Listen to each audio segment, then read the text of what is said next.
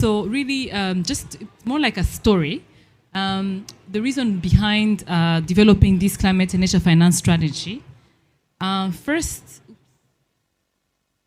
we begin with a challenge. I think it's very important to highlight that, when we're talking about climate action and positioning ourselves to attract green investments, we're doing all of this because it matters and we have no choice but to do it. So Rwanda is highly impacted by climate change impacts. And just to put this into perspective, in 2022, some studies were done and it showed that climate-related disasters cost an estimated amount of $300 million. And this led to the loss of this led to damage to property, crops, livestock, and this was in 2022. But just in one day, last year in May 1st, 2023, in just 24 hours, Rwanda experienced catastrophic flash floods, landslides, and mud floods, leading to a loss of 135 people, as well as infrastructure damage worth more than 415 million. Just to put this into perspective, first we had 300 million over 300 million over a period of 1 year, and then 415 million in just one day. So what does this mean for the government of Rwanda? We really don't have a choice but to place climate change at the center of our development, because we can choose to develop in an unsustainable manner, but we do know that that will not, we will have significant challenges. So there's the human impact. We also, a study by the World Bank showed that if we continue doing business as usual, we risk losing between 5 to 7% loss of our GDP annually. So this obviously places a huge debt burden, as a developing country. We also have different needs. We have the health sector, we have to address education.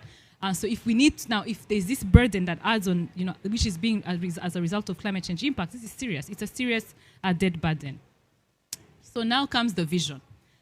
We believe we are a visionary government, and so we want to develop in a climate-compatible way, and we have set a vision to become a green Rwanda.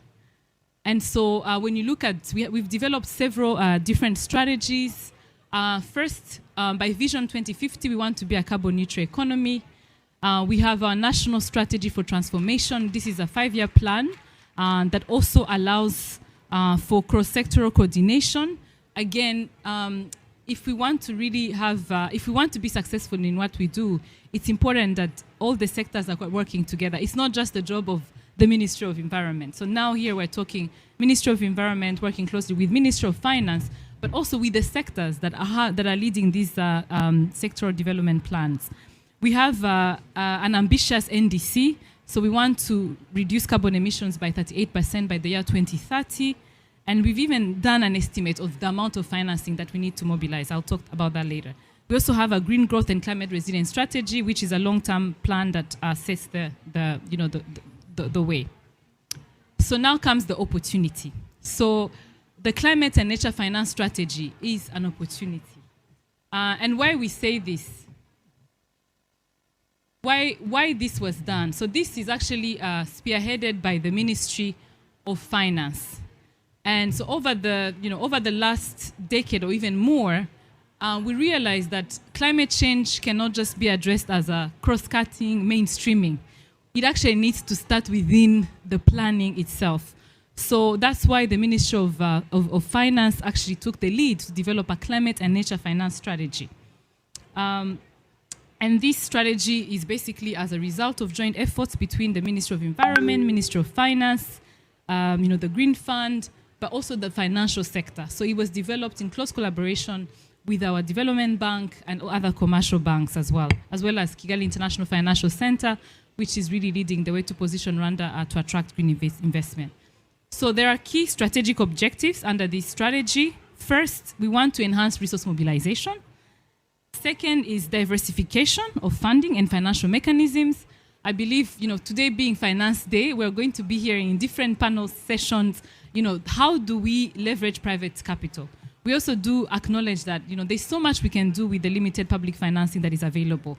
So as a government, we were already thinking at how do we innovate around mobilization of funds? And that comes the role of the private sector.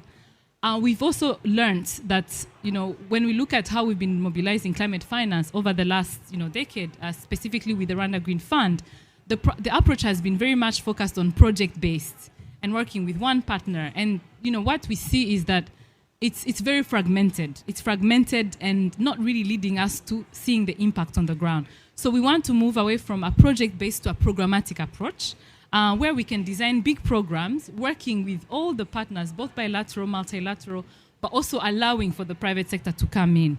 And the fourth objective is we really want to position Rwanda as a sustainable finance hub. We believe we have the policies in place, we have the framework, and so it's just a matter, and through our KIFC, we'll hear from Hortense later on, but we do believe that we really have the right tools and we should be positioning ourselves as a sustainable financial hub.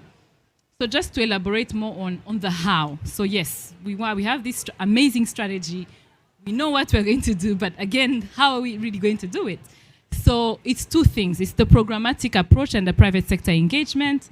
And just to elaborate more on what we mean by the programmatic approach, this is a whole government, whole of society, long-term approach to climate smart development. So really it's saying, Ministry of Agriculture, you want to develop resilient food systems.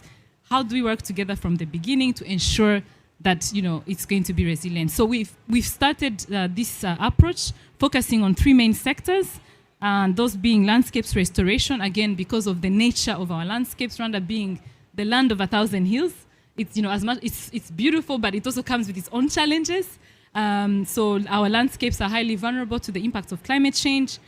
We've also focused on climate smart agriculture. And this is because 70% of our population relies on subsistence farming. So we do also realize the need to really focus on agriculture. And then the third priority sector we're starting with is the sustainable cities. This is a big one. We're looking at how do we build, green buildings, but how do we also look at the transport system, adopting all these clean technologies. Now, last but not least, the most exciting part is how we're asking ourselves, how are we going to bring the private sector on board? Just to maybe give a few, the work has already started. So with our Rwanda Development Board, Rwanda is a business-friendly environment. I'm sure you've heard when you come to Rwanda, you can register your company in just one day, 24 hours. And we also have the Kigali International Financial Center, which is positioning Rwanda to attract, private sector, to act as a hub, but also to attract sustainable finance players. So the ecosystem support is there. We have clear policies and strategies. We've also started being innovative. So we have what we call Ireme Invest.